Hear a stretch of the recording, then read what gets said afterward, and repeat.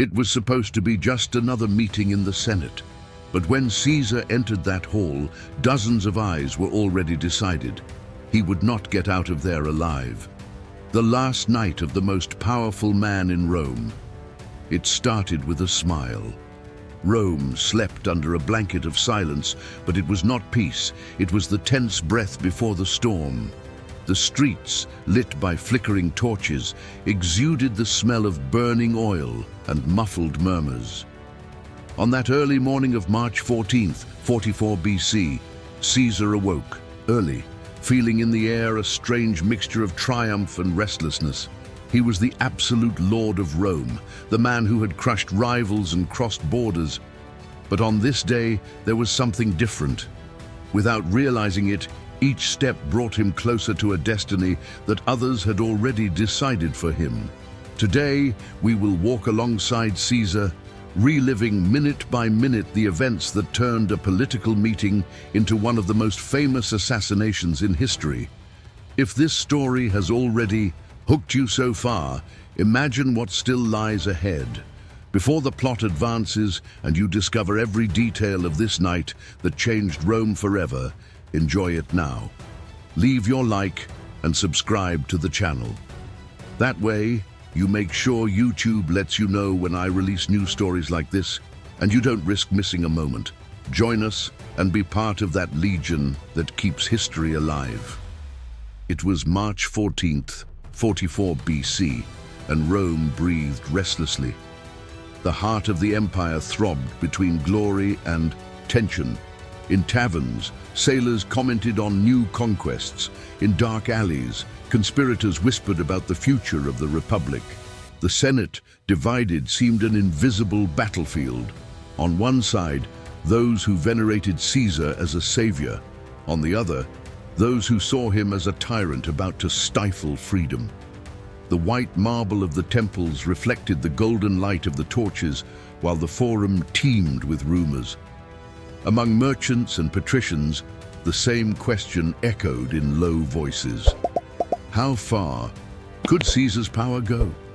Every street, every corner seemed to watch, as if the city itself awaited the moment when history would change forever.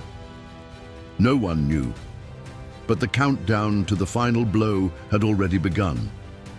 On that fateful eve, Julius Caesar seemed torn between two worlds. In the eyes of others, he was the invincible man, the general who had defeated Pompey, the politician who controlled Rome with a firm hand. But inside, subtle signs revealed where. Old friendships became cold, and looks of distrust multiplied in the corridors of power. He had received advice to rest, avoid meetings, and even postpone appointments. Those closest to him noticed that, although he smiled, there were moments when his gaze was lost, as if probing something far away. Some say that he confided to friends that he sensed a strange wind blowing over Rome. Still, his determination propelled him forward. Maybe it was pride. Maybe it was faith in his own destiny. What he didn't know was that this confidence would be exactly what his enemies expected to act on. That day, history seemed to whisper to Caesar that something was wrong. A soothsayer, some time before, had warned, "Beware of the Ides of March." The night before, Calpurnia, his wife, woke up frightened by a disturbing dream. She saw her husband's body being carried in the arms of the people, bloodied. He begged him to stay at home, postponing the Senate session. Even loyal friends reinforced the warnings, urging caution. But Caesar, driven by a mixture of contempt for superstition and absolute confidence in his own destiny, refused to bow to fear. For him, not meeting the commitments would be demonstrating weakness, and that, in the Roman power game, was unforgivable. With a smile that hid the tension, he decided that he would face the day as if nothing could reach him. When he left home, he may have believed that he was overcoming fate. In fact, I was going to meet him. The night before the assassination, Caesar attended an intimate dinner. The hall was lit by oil lamps, casting dancing shadows on the marble walls. Among the guests, longtime friends and political allies discussed trivial matters, trying to mask the tension that hung in the air. The aroma of red wine and roast meat mingled with the distant sound of the night city. Some reports say that between laughter and conversations, there were moments when silence imposed itself in a strange way, as if everyone expected him to say something revealing. Caesar, serene, spoke about future reforms and trips he planned without imagining that those would be final words. Calpurnia, restless, watched her husband's every gesture, trying to engrave in her memory his voice and his smile. When the meal was over, no one knew, but that would be the last time they would see Caesar alive outside the Senate. While Caesar dined in another part of Rome, a group gathered in the dim light. They were senators, former allies, and even men who had received favors from him. Among them, Brutus, the protege whom Caesar considered almost a son. Cassio, moved by the conviction that the Republic was threatened, and other names that history would mark as traitors or liberators, depending on who told the version. The torches illuminated tense faces, and each shadow cast on the wall seemed a reflection of guilt and fear. There they discussed the last details, where Caesar would sit, who would speak first, who would give the initial blow. There was no turning back. The decision was sealed, and the date chosen was no coincidence. The Ides of March had symbolic weight. In that stuffy room, amid whispers and clenched fists, Rome's fate was forever mapped out. The sun of March 15th rose timidly over Rome, filtering through columns and roofs, as if even the light hesitated to illuminate that day. The main streets began to fill up with passers-by, merchants opening stalls, slaves carrying amphorae, patricians in litters going about their business. But there was something different in the air. Guards exchanged quick glances, messengers ran in unusual haste, and around the Senate, well-known figures positioned themselves in a calculated way. Among the hubbub, rumors ran like wind. Important meetings, crucial decisions, perhaps new laws. No one imagined that in a few hours, the marble of the Senate would be stained with blood. Meanwhile, Caesar was preparing to leave the house, wearing his white toga with a purple sash, a symbol of his power. He walked without knowing that with each step, the city led him to the point of no return.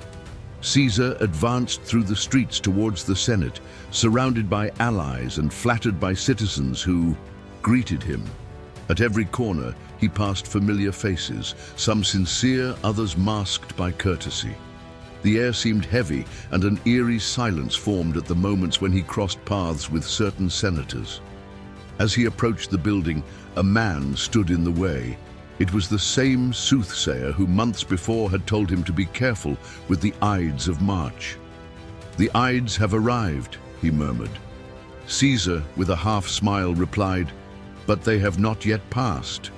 The imposing columns of the Senate rose before him, casting long shadows on the ground. He paused for a moment, as if he felt something, but soon resumed his pace.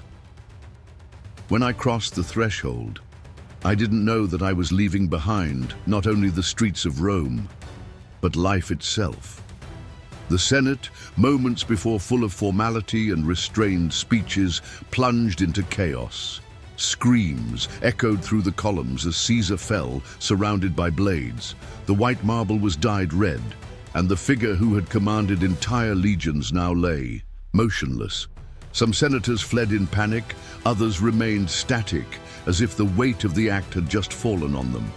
Brutus, bloodied, avoided looking at the body, while Cassius ordered everyone to disperse quickly. Outside, the news ran like fire in dry straw. Crowds crowded the streets, shocked, not knowing if this was liberation or tragedy. Guards tried to contain the riot, but the fate of the city was already altered. Rome was no longer the same. Caesar's absolute power had fallen, but the price would be a new wave of blood and war. The death of Julius Caesar did not end Rome's crisis. On the contrary, it lit the flame of new civil wars. What the conspirators called the defense of the Republic eventually paved the way for its demise. The people, torn between mourning for the leader and fear of the future, watched the collapse of a system that was already tottering. Caesar's funeral turned into a fiery political act, where his ally, Mark Antony, used the dictator's wounds as evidence of the heinous crime, inciting popular fury. A few years later, Octavian, his adopted heir, would consolidate the now that you are already living every step of this night alongside Caesar. Return this journey with me. Leave your like and subscribe to the channel. Each new subscriber and each like helps me to continue bringing stories that transform old facts into living experiences, capable of changing the way you see the past and even the present. Together, we can keep history alive, one chapter at a time. Thus, Caesar's last night was not only the final chapter of his life, but the prologue to an empire that would change history. In the silence of the Senate's columns, the echo of that day still resonates.